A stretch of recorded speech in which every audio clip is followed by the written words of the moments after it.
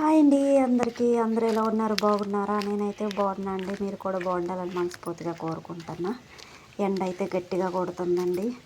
ఎండాకాలం కాబట్టి గట్టిగానే కొడుతుంది. అయితే నాన్న నేను తోటకి వెళ్తున్నాం.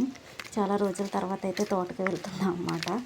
ఈరోజు చాలా జిడ్డుగా ఉంది, అయినా వెళ్ళాలి తప్పదు. నాన్న అమ్మ వెళ్తాము, నిన్న గాలి వేసింది కదా, ఎక్కువ రాలుతాయి, నేను ఎరుకు రాలేను అని చెప్పి అయితే రమ్మంటే వెళ్ళానన్నమాట. పిక్కలు అయితే వేరుతున్నాము. ఈరోజైతే ఎక్కువే వస్తాయి. ఎక్కువ అంటే ఒక 4 కేజీల వరకు అయితే వస్తాయి అన్నమాట. ఒక్క దెబ్బకి పండు అయితే పడిపోయింది కిందన. ఇంకోండి ఇన్ని పళ్ళు అయినాయి.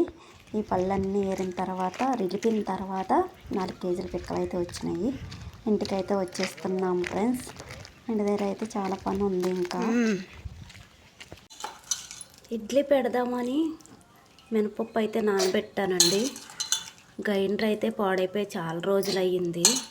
చాలా రోజుల నుంచి కూడా ఇడ్లీ కూడా పెట్టలేదు, గ్రైండర్ లేదని చెప్పేసి. అయితే 1/2 కేజీ నూక, 1/4 కేజీ పప్పు అయితే నానబెట్టా. ఎందుకంటే నాకే కాబట్టి సరిపోద్ది. ఒక వాయి ఎట్టుకుంటే ఇద్దరికి సరిపోద్ది అనమాట.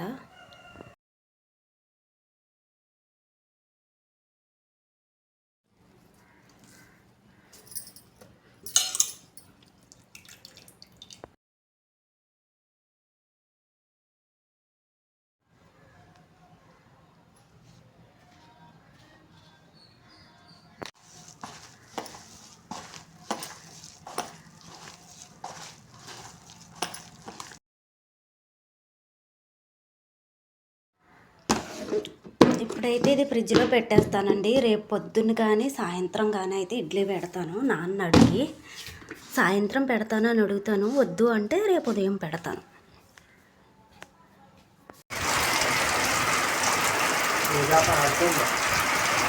ఇడ్లీ అయితే ఈ సాయంత్రమే పెట్టేశానండి. నాన్న అడిగితే పెట్టి అన్నారన్నమాట. మార్నింగే చారు పెట్టాను, కర్రీస్కి ఏమీ లేవని చెప్పేసి. ఇది వచ్చేసి కొబ్బరికాయ, కొన్ని వేపించనపప్పు ఉంటే చేశానమాట. పచ్చిమిర్చి వేయడం వల్ల వైట్గా ఉంది, ఎండుమిర్చి అయితే వేయలేదు. తాలింపులో ఎండుమిర్చి వేద్దామని చెప్పేసి ఈ రుబ్బులోనైతే పచ్చిమిర్చి వేసాను అన్నమాట. ఇడ్లీ అయితే అవుతుంది.